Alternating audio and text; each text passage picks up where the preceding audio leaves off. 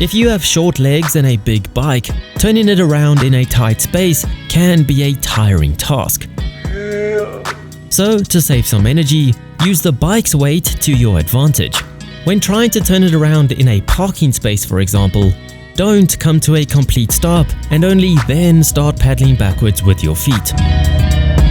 Instead, while you're still rolling forwards, pull the front brake lever, which will compress the front forks, and as they start to unload, start pushing backwards with your feet.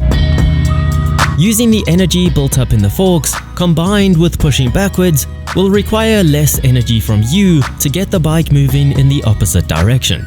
Because life without a reverse gear requires us to work smarter, not harder. Motorcycles are not the most convenient things when it comes to transporting literally anything that doesn't fit perfectly into a backpack, like the squash racket for example, but that doesn't mean you shouldn't try. The most obvious approach is to put the base into the backpack and close the zips around the racket's neck. However, the zips will slowly wiggle apart on your ride and you might not have a racket anymore when you get where you're going. So next time, pinch the keyring off of your bike's key and use it to lock the two zips to each other, so that the gap can never get big enough for whatever you're carrying to fall out. Plus, you don't have to remember a code like you would with a combination lock. Did you know that petrol has a shelf life of about 6 months, if stored in a sealed container at 20 degrees Celsius? Meaning it will actually expire as some chemicals evaporate, some react with oxygen, and the fuel goes gummy. My point is that if your bike has just sat around for more than 6 months without being ridden, it's probably a good idea to drain the fuel tank and put some fresh fuel in it before riding it again. However, just because your bike won't appreciate bad fuel, don't just get rid of it, because it should still be great at cleaning oily and grimy parts. After all, petrol is great at breaking down grease, or just attempt to sell it on the black market as slightly used. If you drive a Lamborghini like I do... Okay, well if you drive a shitbox that's only purpose is to get bikes to the track, like I do, or a Lamborghini, then you probably run out of cup holders pretty quickly. However, since you're on your way to the track anyway, you probably have one of these knocking around, a motorcycle boot. Well, you're in luck, because they make great bottle holders. Preferably a motocross boot with an extra heavy sole to keep it upright, but road boots will do the job too, and anything is better than a leaky bottle rolling around your car. Modern bikes like to think they're safe with anti-lock brakes.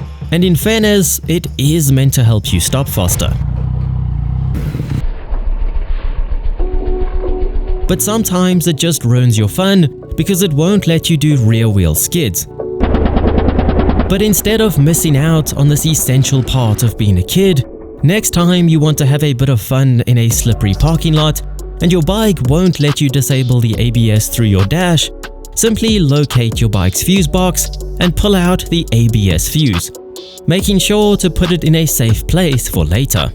Now your ABS light should be illuminated, indicating that it's time to misbehave.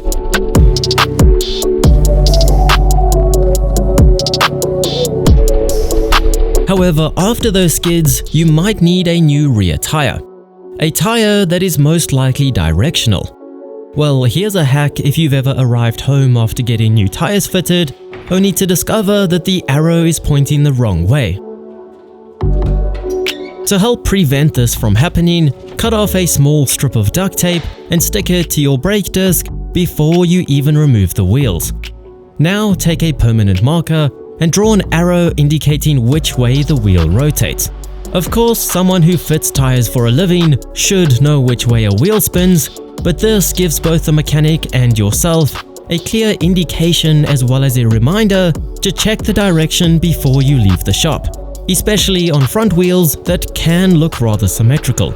and hopefully saving you a trip back to the shop. Recently, I've seen a lot of people mounting GoPros vertically to their helmets, so that their footage is ready for TikTok or Instagram right away. And although that's a pretty good hack all in itself, it really limits where you can rewatch your rides, and you miss out on a lot of scenery with your limited field of view. So, switch to a 360 camera. This way you can mount the camera however you want and simply crop the footage later for either TikTok or YouTube, getting both orientations in one go and not missing out on anything. And sticking on the subject of social media, have you ever wanted to take photos of yourself on your bike but don't have a tripod? Well, a biker is more likely to have one of these action camera clamps than a tripod anyway. And there's usually a tree branch, a pole, or something completely random like corrugated iron close by that you can clamp your phone or camera to, so that you can just set a timer and run, with no need for a three-legged companion.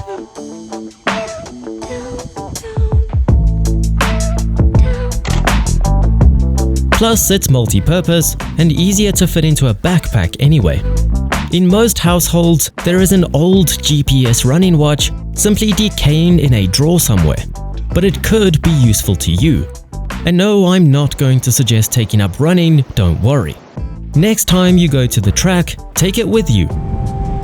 Strap it to your bike's handlebars, start a workout, and after you've completed a full lap of the track, press the lap button on the watch.